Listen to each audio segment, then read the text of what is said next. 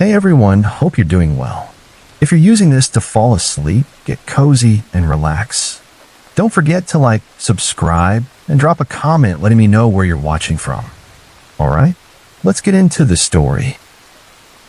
Back when I was 12, life felt simpler, but the world wasn't any less cruel. The news was heavy with tragedies like JonBenet Ramsey's murder, and Elizabeth Smart had just been ripped from her home. Those stories clung to me, feeding a deep, gnawing fear of being alone in my room. From the day I was born until that point, I'd always slept in my parents' bed, too scared to face the dark by myself. But at 12, I decided it was time to grow up and sleep in my own room, even though the thought of being kidnapped paralyzed me. I was so terrified of the things I'd seen on TV that I didn't even undress in my room. Until that first night, I forced myself to try. My room was on the first floor, with just the living room wall separating me from my parents' bedroom. I had bunk beds. The top bunk was a chaotic pile of my stuff, clothes, books, random trinkets, while the bottom was where I slept. The shadow cast by the top bunk made it easier to see out the window than if I'd had a regular bed. That night, I left the window open with the shade up to let in the cool night air. I think my mom was in the bathroom, which had a clear view of my room, so she might have seen me getting ready. If she hadn't been there, things might have turned out differently, or worse. I started to undress, peeling off my shirt, when I heard it, the sharp crack of branches snapping outside. My heart lurched, and I whipped my head toward the window. There, framed in the dim moonlight, was the black silhouette of a face staring right at me. No features, no eyes, just a void of a face, motionless, watching. I froze, my breath caught in my throat, staring back at it. Then I screamed, raw, blood-curdling scream that tore through the house. My dad burst into the room, his footsteps heavy and urgent, but before he could see anything, the figure turned slowly to the left and walked away. Not ran, not hurried, walked like it had all the time in the world. My dad tried to calm me down, insisting I'd imagined it. "You're fine, Katie." "It's nothing," he said, his voice firm but shaky. I closed the window, yanked the shade down, and acted like everything was normal for the rest of the night. I didn't sleep. My mind replayed that faceless shadow, the way it just stood there, unbothered by my scream. The next morning, I became my own detective. I went outside to where the figure had been, standing under my window, and looked up. I tried to piece it together, estimating the height. The window was high off the ground, and I realized the person must have been over 6 feet tall to peer in like that. My dad's only 5'11", and when I asked him to try, he couldn't even see into the room without standing on something. I told him this, my voice trembling with conviction, but he just shrugged it off, muttering something about kids and their imaginations. 13 years later, I was sitting in my dad's apartment with my boyfriend, recounting that night. The memory still made my skin crawl, and I told the story with every detail I could muster: the branches, the silhouette, the scream. My dad, who'd been quiet, suddenly chimed in. "Yeah, Katie, I remember that night," he said, his tone casual but heavy. I ran out the door to see if I could catch anyone. I saw a guy walking up the street, dressed in all black. Tall, really tall. I yelled at him, but he just kept walking, didn't even turn around. I slept on a couch with a knife that night, just in case he came back. I stared at him, my jaw slack. "You never told me that," I said, my voice sharp with disbelief. He shrugged, sipping his coffee. "You were fine, alive. No need to worry you more." That was my dad, infinite wisdom, keeping the truth from me to spare my nerves. But hearing it then, years later, made my stomach twist. That figure wasn't just in my head. It was real, and my dad had seen it too. A tall man in black, walking away into the night, leaving me to wonder what he'd wanted and why he'd been watching me. It was late last year, just before the holiday rush, and I was in my room getting ready to head out to meet my girlfriend. The house was buzzing with activity. My mom, sister, and brother-in-law were all about to leave for a Christmas shopping trip to the mall. As I was pulling on my jacket and checking my phone, I heard my mom call out to me from the front door, her voice muffled but clear. "We're heading out, see you later," she shouted, the door clicking shut behind them.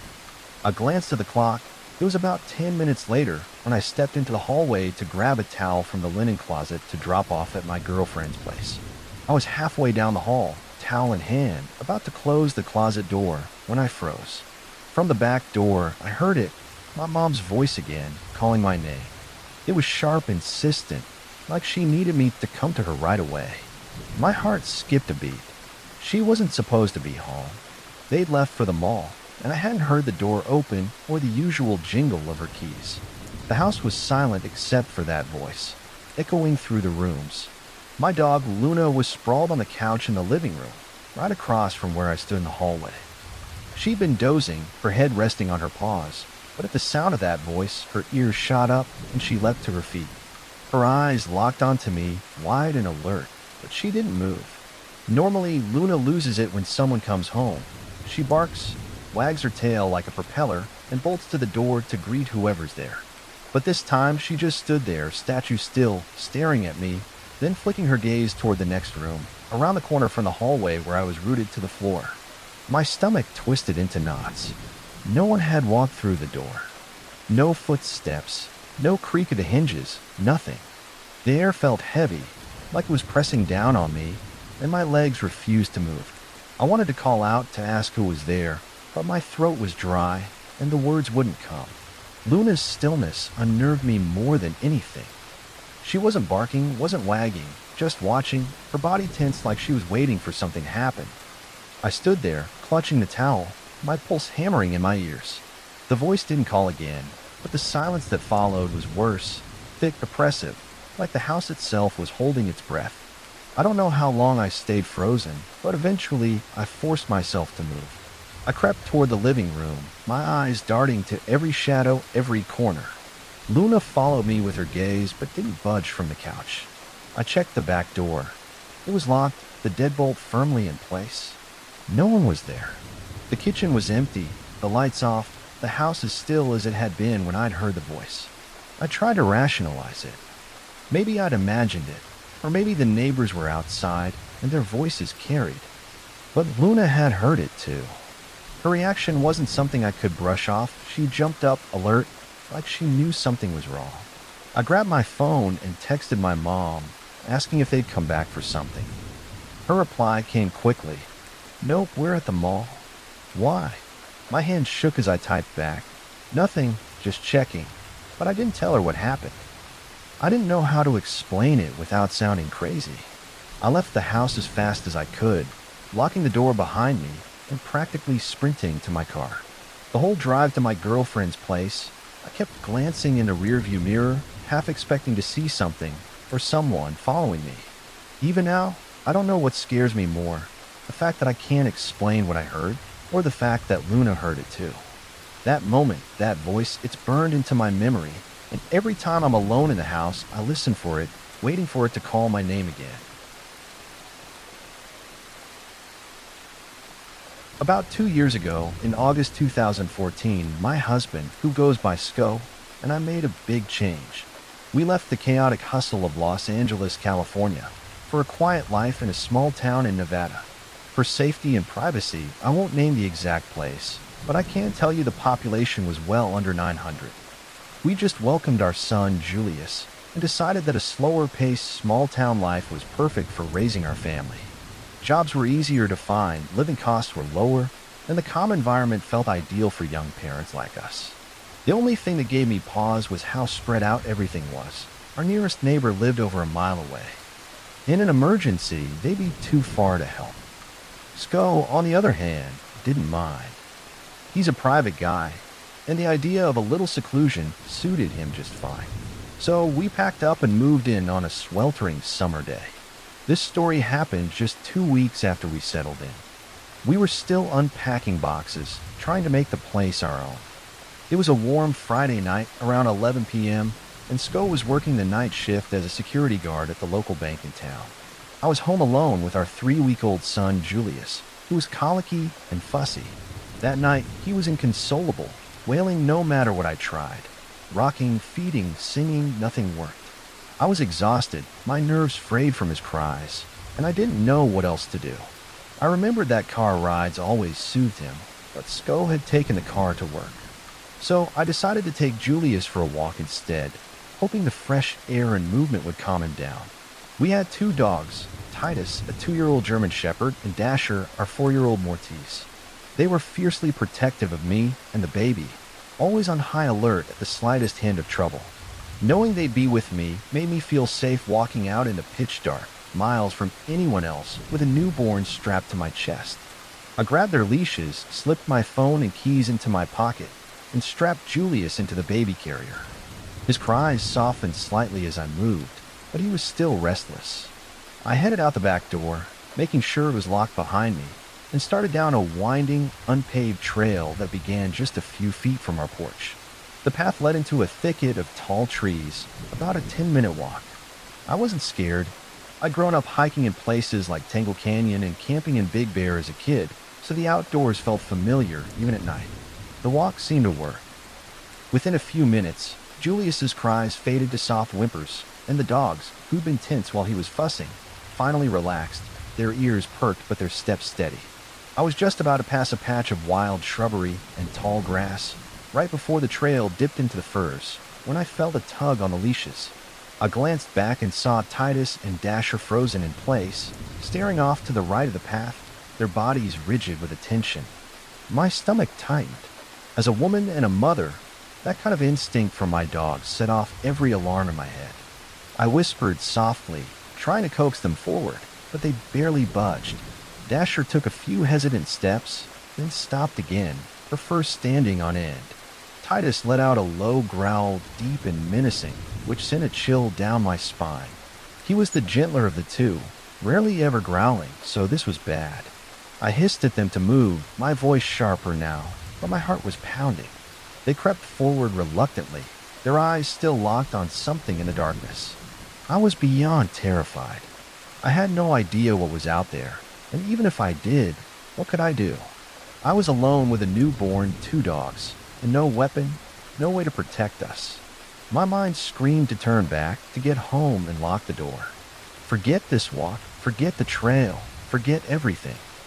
I turned us around, heading southwest, back toward the house, my steps quick and shaky. We'd been walking for maybe 2 minutes when a figure stepped onto the path right in front of us. The fear that hit me was like ice in my veins, sharp and paralyzing. The figure was small, shorter than me. I'm about 5'2", and this thing was maybe the height of a 10-year-old kid. But what made my blood run cold was the mask it wore, a crude pig mask, the mouth carved into a jagged, crooked smile, smeared with dark liquid that didn't look like blood but still made my skin crawl. We stood there, staring at each other, the air thick with silence. My dogs were silent too, their leashes taut, their bodies poised to lunge. The moment stretched on, maybe 30 seconds, but it felt like forever, just me and this pig-masked figure locked in a silent standoff. Then, all at once, Dasher and Titus exploded into action, lunging at the figure with snarls and snapping jaws, their aggression almost rabid. The leashes held them back, thank God, because they would have torn into whoever, or whatever this was. But the figure, this pigman, as I later call it, didn't flinch. It didn't run or scream like a normal person would. Instead, it tilted its head, looking down at my dogs with a strange, almost curious expression, as if their snarling didn't faze it at all.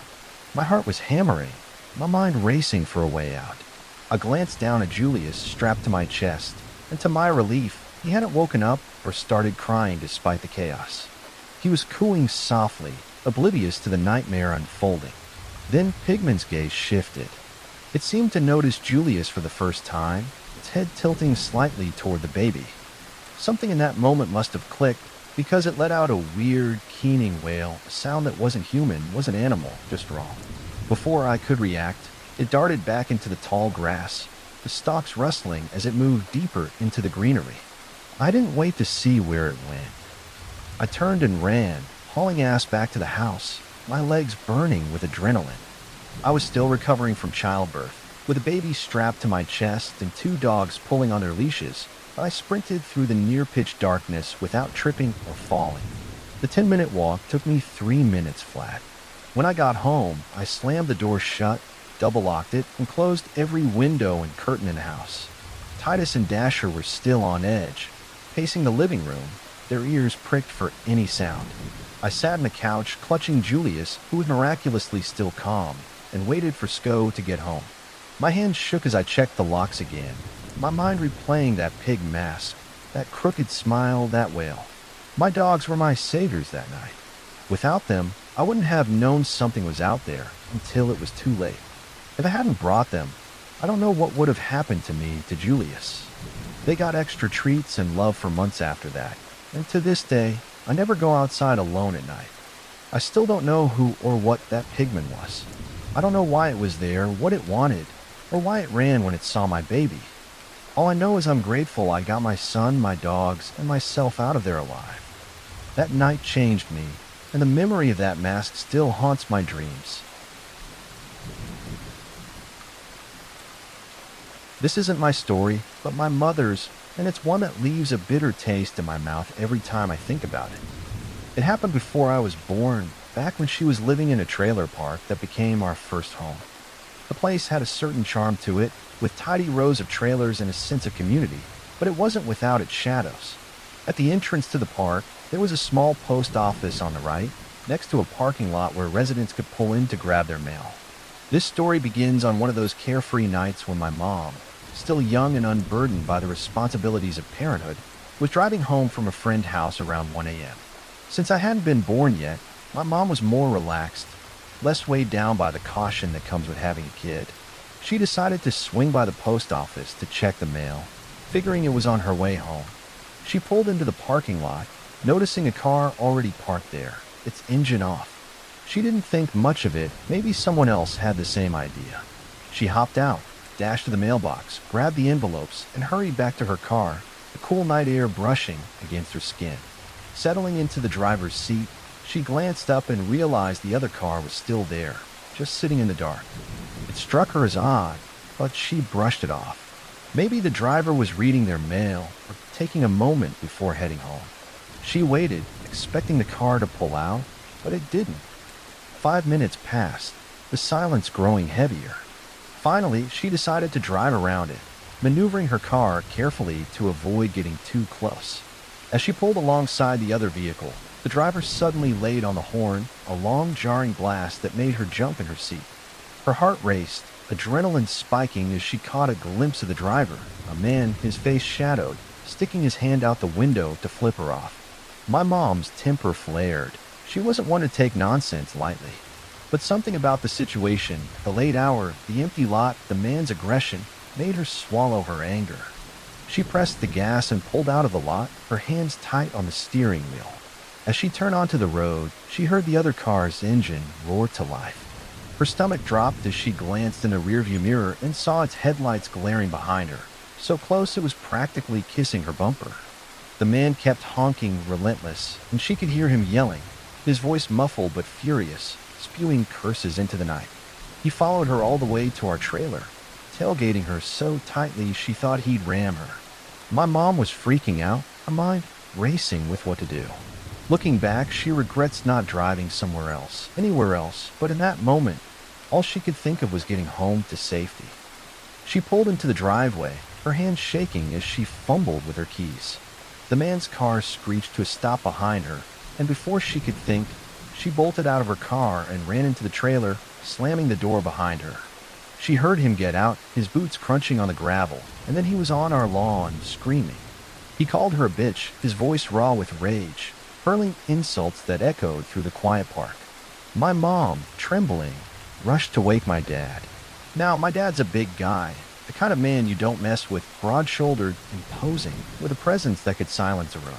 The second he stepped outside, his silhouette filling the doorway, the man stopped mid-rant. He didn't say another word. He just turned, got back in his car, and peeled out, his taillights disappearing into the night. My mom thought that was the end of it, but it wasn't. My dad worked the second shift, from 2 p.m. to around 1 a.m., sometimes staying late for overtime and not getting home until 4 a.m. My mom, unable to work because of her non-Hodgkin's lymphoma, was often alone during those long hours, with only our little dog Mikey for company. Mikey was sweet but useless as a guard dog, more likely to lick an intruder than bark at one. The man didn't stop at that one night. He kept coming back, driving slowly past our trailer, sometimes stopping across the street to watch the house. My mom started finding letters on our porch, handwritten notes left in the dead of night. She's never told me what they said, but the way her face tightens when I ask makes me think they were bad, maybe threatening, maybe worse. This went on for weeks, the fear creeping into every corner of her life. She'd check the windows obsessively, her heart racing every time she heard a car outside. Finally, she couldn't take it anymore and called the police. They tracked the man down and issued a warning, and for a few months, disappeared. My mom let out a breath she'd been holding, her paranoia easing as the days passed without incident. She started to feel safe again, reclaiming the carefree spirit she'd had before that night in the parking lot. But that relief didn't last. It was a chilly November, the kind of cold that seeps into your bones, when she went to her friend's house for a couple of drinks. She planned to stay the night, even bringing Mikey along so he wouldn't be alone in the trailer. Her friend lived out in the country, where the roads were rough and the houses far apart. A heavy snowstorm hit, blanketing the area and making the roads impassable. My mom was snowed in for a few days, unable to get back home. She didn't think much of it until she finally returned to the trailer. When she opened the front door, her heart sank. It wasn't locked. The door was old, easy to push open with enough force, so she tried to convince herself it was nothing. But then she saw the second door, the one inside leading to the living area, was ajar. She stepped inside and froze. The trailer was trashed. The couch was flipped over, its cushions torn. The coffee table's glass surface was cracked, shards glinting on the floor. Nothing seemed to be stolen, but the destruction wasn't what scared her most. It was what the intruder had left behind, pictures and crude drawings scattered across the floor. My mom won't describe them in detail, but she said they were violent, filled with blood, scenes too horrible to put into words. Her hands shook as she gathered them up, her breath coming in shallow gasps. She called the police immediately, her voice trembling as she explained what she'd found. They came, took a report, and searched for the man, but he was gone. They never found him. A couple of years later, I was born, and my mom carried that fear with her. To this day, if she thinks she sees his car, or anyone who even vaguely resembles him, she hustles me inside, locks every door, and checks the windows. That night in the parking lot, that man, those drawings, they changed her, left a scar that never fully healed, and the shadow of it still lingers over our family. Every now and then, my family and I would pack up and head out for a camping trip, craving the quiet of nature and a break from our daily routines. One particular weekend, we decided to drive about 2 hours from home to a campsite nestled around a medium-sized circular lake. The place was breathtaking, with dense trees hugging the water's edge and a serene stillness that felt like a gift.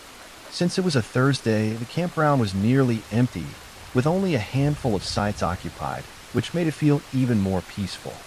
About 20 miles before we reached the campsite, I caught sight of a young woman with striking red hair walking along the side of the road. She looked distressed, her head bowed, and I could have sworn she was crying.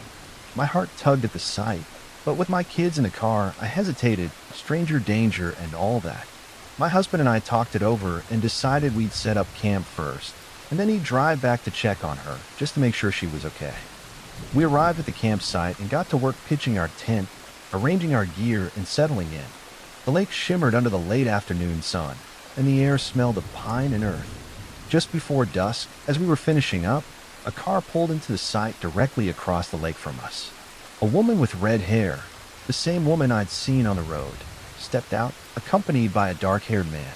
They seemed close, wrapped up in each other, laughing and stealing kisses as they unloaded their gear.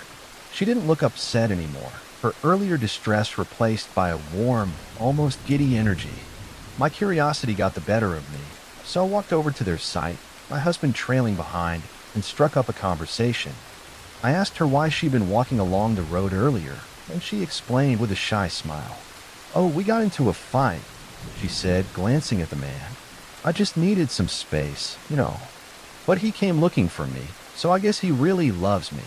Her voice was light, and she leaned into him, her eyes sparkling. The man, who I'll call Bob, nodded and gave her a squeeze. Meanwhile, my husband and Bob started chatting about fishing. Bob mentioned he planned to do some catfishing that night and hoped they wouldn't disturb us. My girlfriend gets real excited when she catches something, he said with a chuckle, his tone easygoing. They asked us a few questions, our names, the kids' names, where we were from. Bob even asked to see inside our Dodge Charger, which my husband was all too happy to show off, proud of his car. I was starting to feel tired, though, and the small talk was dragging on. I dropped a polite hint that we needed to wrap up, and they took the cue, waving as they headed off to chat with the only other campers at the site. That night, around 2 a.m., I was jolted awake by a woman's scream. It was sharp, piercing, cutting through the stillness of the campground. I nudged my husband, my heart racing. "Did you hear that?" I whispered. He groaned, half asleep, and mumbled, "Yeah, Bob said his girlfriend gets loud when she's fishing. It's probably fine." His words didn't sit right with me, though. The scream hadn't sounded like excitement. It was raw, almost desperate.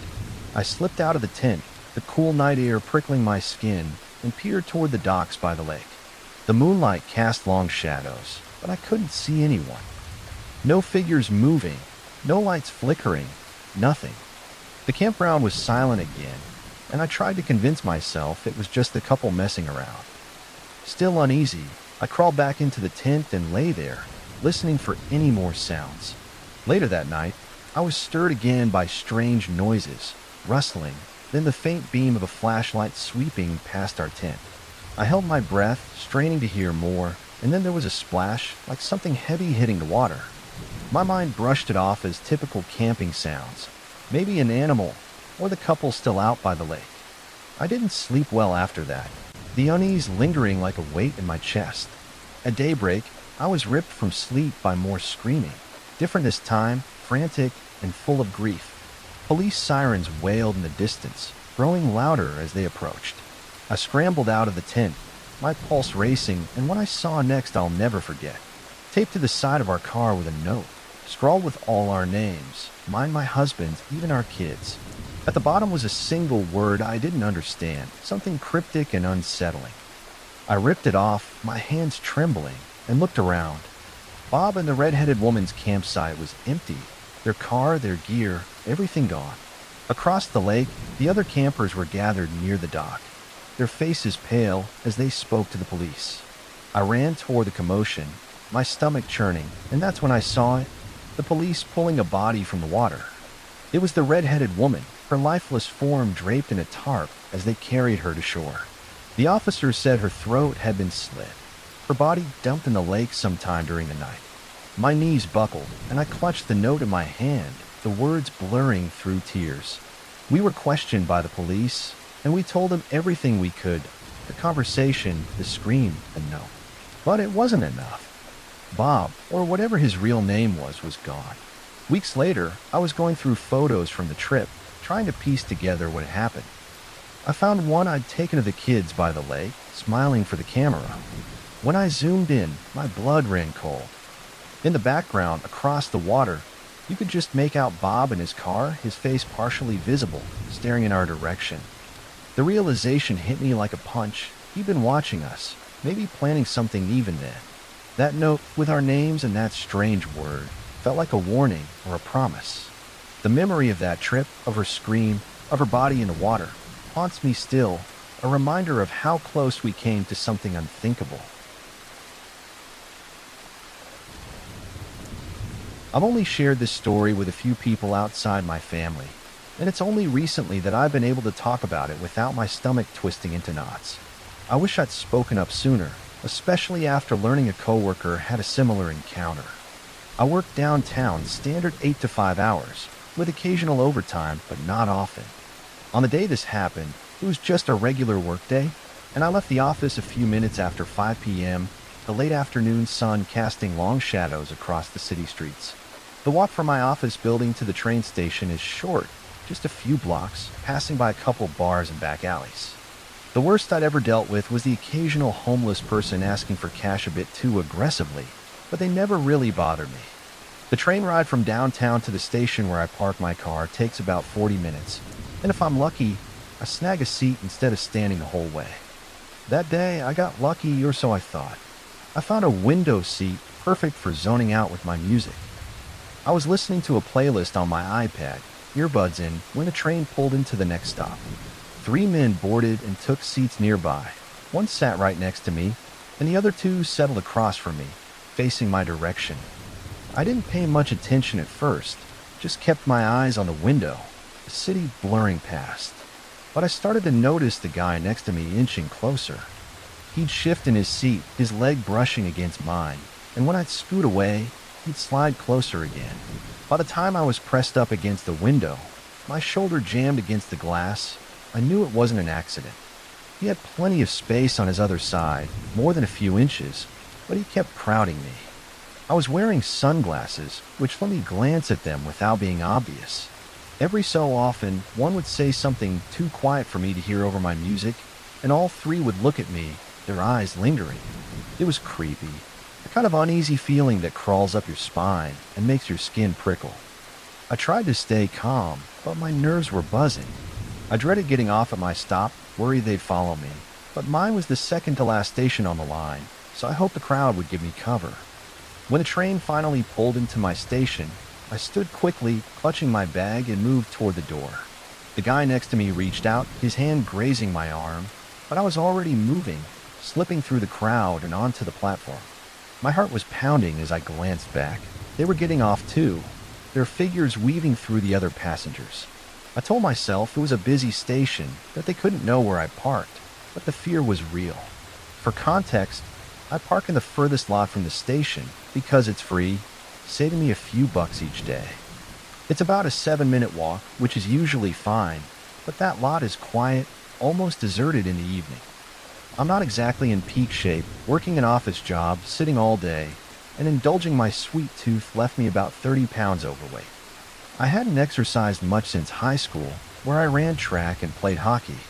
Now I play in a women's daytime hockey league with my mom, but it's more for fun than fitness, and I'm the youngest on the team by a good 20 years. If it came to running, I doubted I could manage more than a 30-second sprint before gasping for air. As I crossed the pedestrian bridge over the road from the station to the parking lots, I noticed the 3 men behind me, less than 10 feet away. They weren't hiding it. They walked with purpose, their footsteps heavy on the bridge. My pulse raced, and I tried to think of what I could do. I didn't carry a knife, though I own a legal-sized one, and pepper spray is illegal in my Canadian city. I remembered a personal protection class I'd taken in high school, a requirement for girls at my private school. I slipped my car key and house key between my fingers, gripping them like makeshift brass knuckles. If I had to hit someone, it'd at least hurt. The men followed me through the main parking lot, their presence unmistakable. The more nervous I got, the louder they laughed, their voices carrying in the quiet evening. I crossed the road to the far lot, my steps quickening.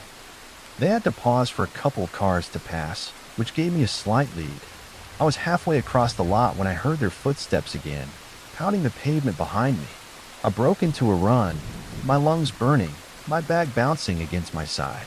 I hit the unlock button on my key fob as I neared my car, wrenching the door open and diving inside. I slammed the door shut and locked it just as they reached me. They surrounded the car, banging on the windows, their fists thudding against the glass. They were yelling, jeering, their voices a chaotic blur of taunts and laughter. One guy stood at the back, pounding on a hatchback, blocking me from reversing without hitting him. I was screaming, my voice raw with panic, but the lot was empty. No one was around to hear me.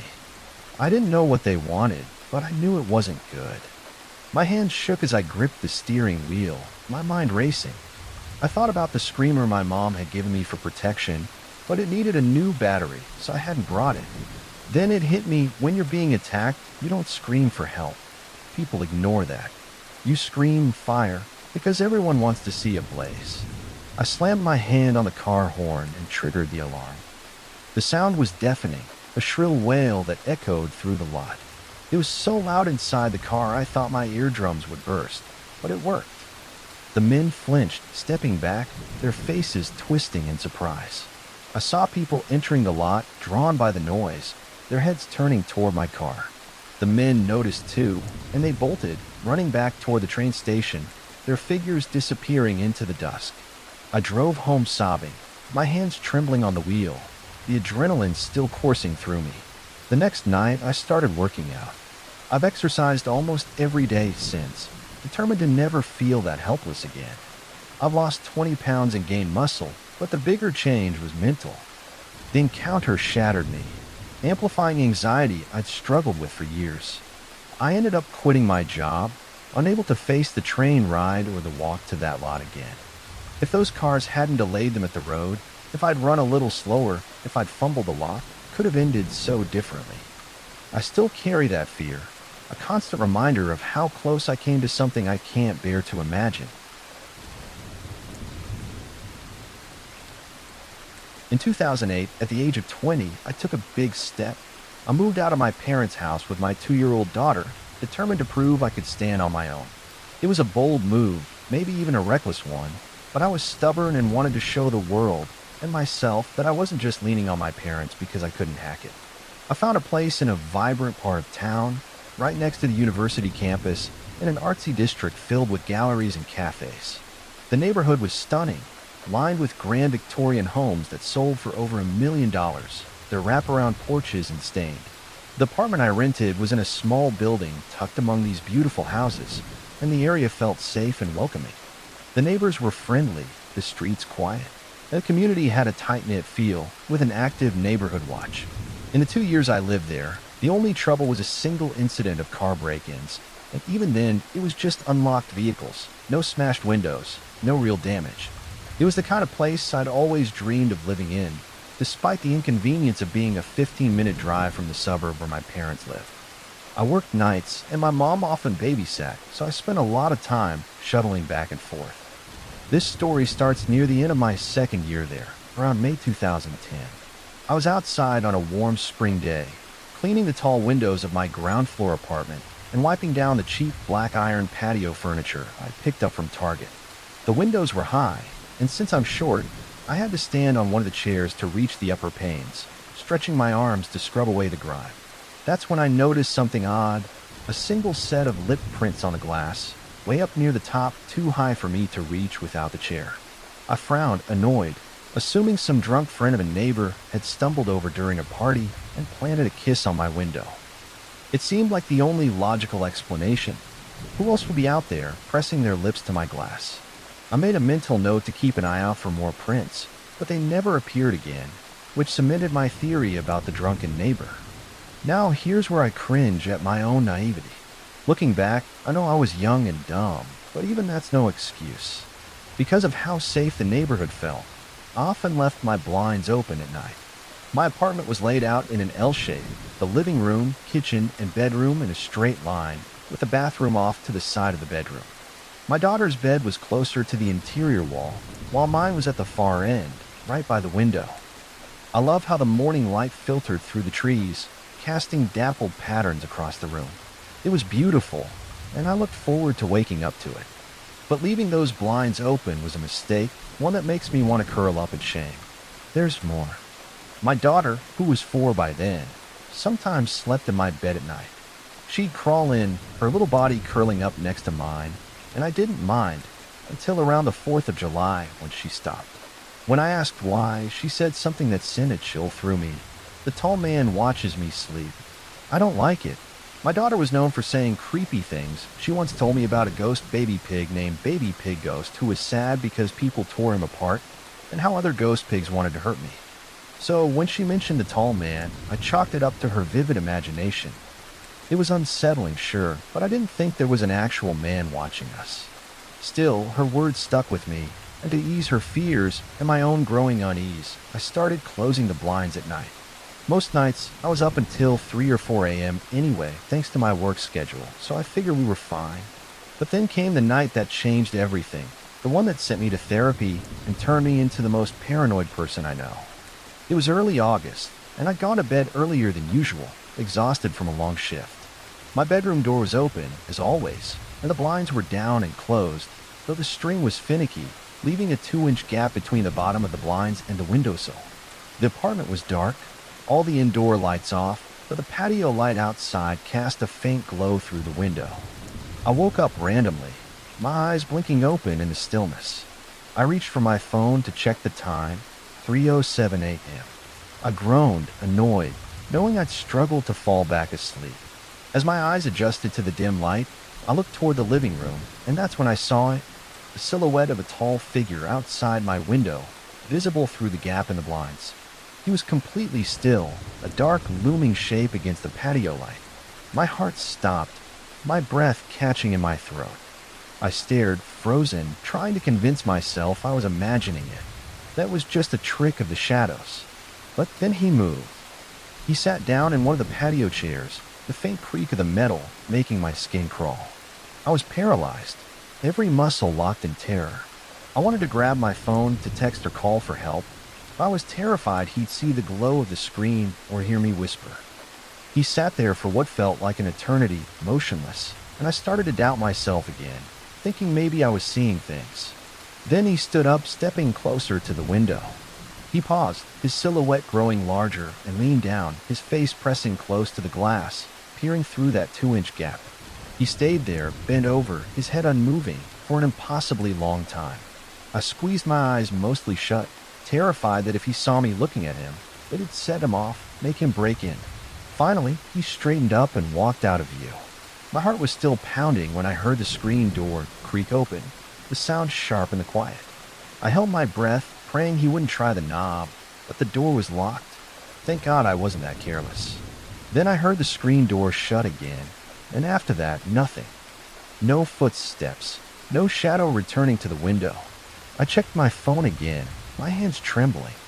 It was 11:48 a.m. I've been lying there, frozen, for hours. I slid out of bed, my legs shaky, and crawled to the bathroom, where I promptly threw up, the fear overwhelming me. I stayed there, curled up on the cool tile, until the sun came up, too scared to move or make a sound. When daylight finally spilled through the windows, I called the police, my voice trembling as I explained what I'd seen. 2 officers came, and we stepped outside to talk. That's when I saw them again, the lip prints right where they'd been before, high up on the window in the same spot. The police took photos and filed a report, but there wasn't much else they could do. I never slept in that apartment again. With the police report, I was able to cancel the lease renewal I just signed and moved back in with my parents, my independence traded for safety. That night broke something in me, left me jumping at shadows and triple-checking locks. The image of that tall man, his face pressed to the glass, still haunts me, a reminder of how close I came to something I'll never fully understand. This story belongs to my mom, but its shadow stretches over me and my siblings, a lingering unease that's hard to shake. It began in the early 1970s in South Florida, where my mom grew up. She was a senior in high school, full of the carefree energy of youth, when she met a guy at a wedding. He was the drummer in a wedding band, a few years older, with that cool, mysterious vibe that made him the kind of guy teenage girls swooned over. They hit it off instantly, sparked by a playful moment when he complimented her saddle shoes, the one she wore with a retro dress that made her feel like she'd stepped out of a different era. Their connection felt electric, and before the night was over, she gave him her home phone number. They went on 1 or 2 dates, nothing serious, just casual outings filled with laughter and the thrill of something new.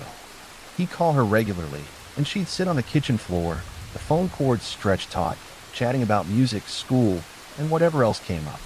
Everything seemed fine, normal, even exciting. But one night, their phone conversation took a dark turn. Out of nowhere, his tone shifted, and he asked her questions that made her skin crawl. "Have you ever thought about killing yourself? And did you ever think about murdering people?" Her stomach twisted, the air sucked out of the room. Shocked and deeply uncomfortable, she fumbled for words, her heart racing.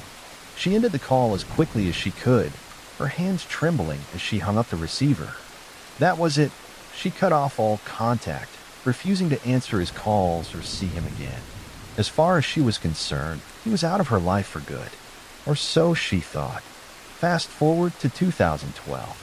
I just graduated from college and was lingering in my college town, finishing out my lease while working and figuring out my next move. One day, my mom called me, her voice tight with worry. "Something weird's been going on," she said. She told me she'd received a letter from the drummer, the guy she'd known briefly in high school. Until that moment, she'd never mentioned him to me, my siblings, or my dad. Not a single word about those dates or that unsettling phone call. She explained who he was, how they'd met, and how their brief connection had ended with his creepy questions. The letter was unnerving. It acknowledged her life now, her marriage, her kids, her happiness. But it named each of us, me, my siblings, my dad.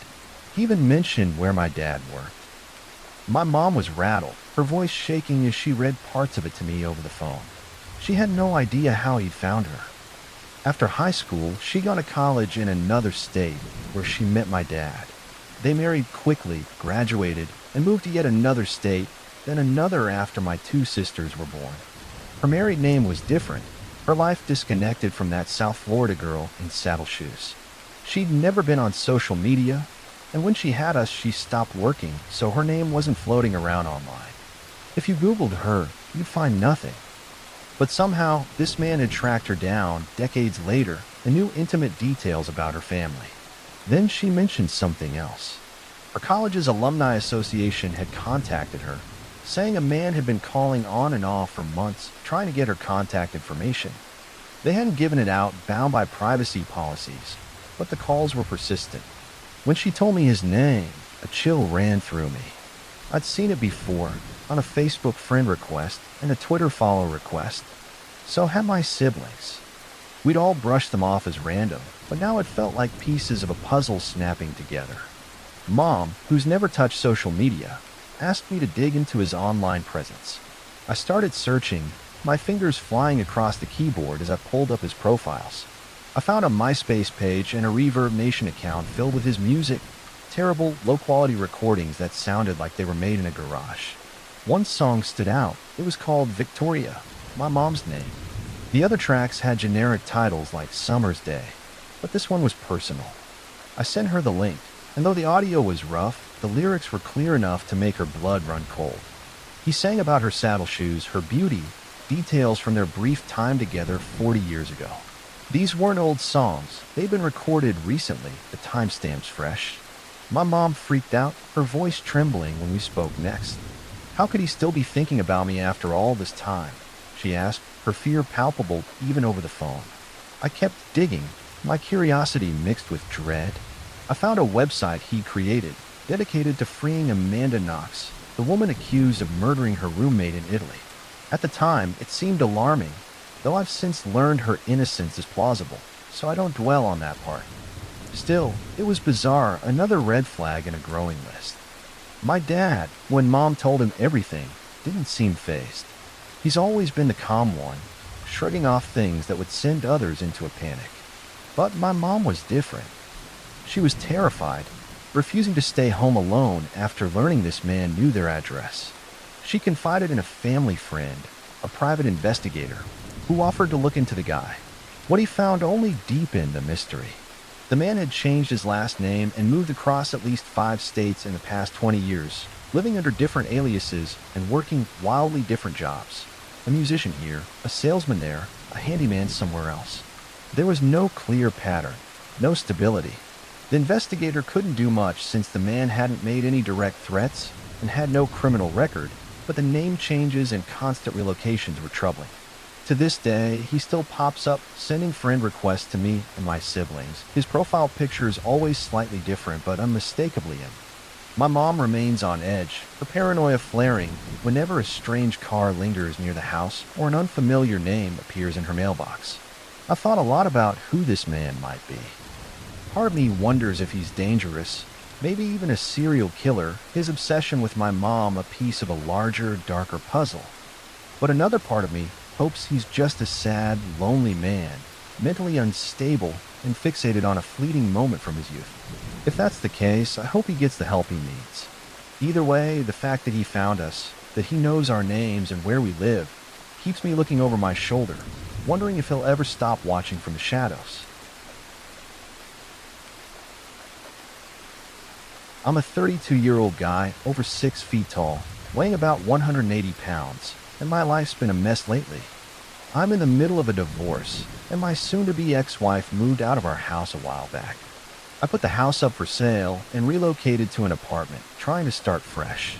But things took a darker turn recently. I was physically assaulted by someone hired by my ex, leaving me with 38 stitches, a concussion, and a hospital stay. I'm banged up, weak, and in no shape for much of anything right now. For safety, I haven't forwarded my mail or updated my address to the new apartment. Instead, I use a P.O. box, keeping my whereabouts as private as possible. That detail matters, and you'll see why. It was a quiet evening, and I was sprawled on my couch, half watching a baseball game, flipping through channels to distract myself from the throbbing pain in my head. The TV was already on low, barely audible, when my doorbell rang around 8 p.m. I froze. I wasn't expecting anyone, and none of my friends had mentioned stopping by. My first instinct was to ignore it, so I turned the TV volume down even further and stayed still, hoping whoever it was would leave. 5 minutes later, the doorbell chimed again, insistent.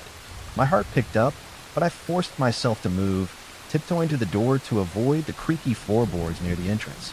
Peering through the peephole, I saw a petite woman, maybe in her mid-20s, about 5'5", standing there. She looked harmless enough, her expression calm, almost friendly. I slid the chain lock into place and cracked the door open, just enough to talk. Before I could say anything, she greeted me by name, her voice bright and confident. "Hi, your name?" I didn't recognize her, and my brows furrowed. And you are?" I asked, my tone guarded. She smiled, holding up a pie, the kind you'd see in a bakery with a golden crust. "I'm your neighbor, Alicia. I live in C2, she said, gesturing vaguely toward the hallway.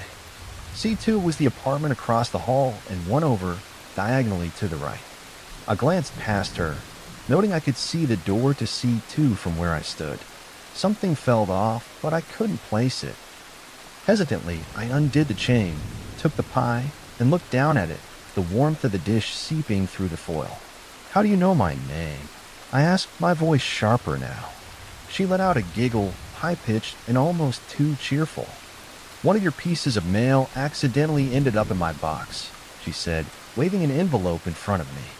I squinted at it, a plain personal letter addressed to me, with my name and my new apartment address handwritten on the front. No return address, nothing official like a bill. My stomach tightened. "I don't get mail here," I said, my skepticism clear. She giggled again, unfazed, and handed me the envelope. "Oh, I just moved in," she added, as if that explained everything. "I've met the guy who lives in C2, but I've never seen you there." I pressed, my eyes narrowing. She just smiled, extending her hand for a shake. "Like I said, I'm new." "Nice to meet you." I reached out, my grip weak from the assault and my general wariness. I'm usually all about a firm handshake, no wimpy ones, but this time I barely managed a limp clasp. Her grin widened, her voice rising slightly as she said, "It's nice to meet you." When I didn't respond, her tone dropped, almost mockingly, and she added, "Neighbor." She looked me up and down, her eyes lingering a moment too long, then locked onto mine with a blank, unreadable stare. With a little wave, she turned and walked down the hall toward the elevator, not back to C2. I stood there, pie in one hand, letter in the other, watching her disappear around the corner. I tossed the pie in the trash, my gut telling me not to trust it. Then I opened the letter. It was unsigned, the contents vague and meaningless, random ramblings that didn't connect to anything in my life. The only accurate details were my name and address, which was chilling enough. I locked the door, checked the windows, and tried to shake the unease, but it clung to me. Things didn't stop there. I moved out of that apartment as fast as I could, but I did it quietly, strategically. I sold my biggest furniture pieces on Craigslist, coordinating with friends to pick them up and store them at my new place so no one would notice a moving truck. I used different friends for each item, ensuring no pattern for anyone watching. But Alicia, she kept showing up. She started leaving notes on my truck, handwritten scraps with cryptic messages. She'd pop up at places I frequented, like my favorite coffee shop or the gym, always with an excuse. She'd make friends with people outside my circle, getting herself invited to events where I'd be, her presence a constant shadow. I stopped going out, avoiding public places, my world shrinking to avoid her. I finally went to the police, my nerves frayed. I handed over the notes, the letter, everything I had. They issued a restraining order, and a third party notified her. But she didn't stop. She kept finding ways to appear, like it was a game of cat and mouse, and I was the prey. The night before I officially moved out, the front desk staff called me in a panic. Alicia had entered the building with two men, moving quickly, like they were on a mission. They went to the north elevators. The clerk said, her voice shaky. I'd been using the south elevators to avoid her, so I grabbed my keys, ran out of my apartment, and took the south elevators to the lobby. The clerk let me hide in the office behind a desk, and we called the police. I waited, my heart pounding, as the cops arrived. They searched the building and found my apartment door open, but no one was inside. Alicia and the men were gone. They'd been in the building for at least 20 minutes, but the police couldn't find them. They said they didn't have the authority to knock on every door, though they didn't explain why. The officers escorted me back to my apartment to check for missing items, but I'd already cleared out most of my stuff. All that was left were some clothes for the next day, a drink, and a bag of chips. Nothing was taken. I grabbed my things, threw them in a duffel, and left. To avoid being followed, I borrowed a friend's car, leaving my truck behind. The police watched from a distance as I drove away, wearing a hoodie to keep a low profile. They stayed for 15 minutes, monitoring for any cars tailing me, and reported no suspicious activity. That weekend, I sold my truck and bought a new one, cutting ties with anything that could link me to my old life. I moved a couple of hours away to a new town, and I haven't gone back. But even now, I'm not sure it's over. My gut tells me she's still out there, watching, waiting. I hope I'm wrong, that it's just the trauma talking, but I can't shake the feeling. I check my locks, scan parking lots, and glance over my shoulder everywhere I go. Alicia, or whoever she really is, left a mark on me, and I'm not sure I'll ever feel safe again.